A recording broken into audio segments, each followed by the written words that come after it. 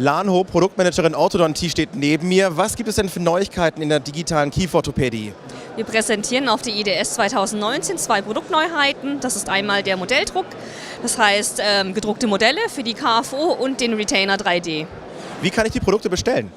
Um diese Produkte zu bestellen, haben wir eine separate Bestellplattform entwickelt und die erreicht man über digital.dentaurum.de.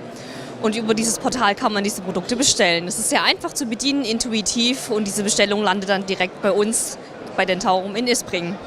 Was ist das Besondere am Retainer 3D?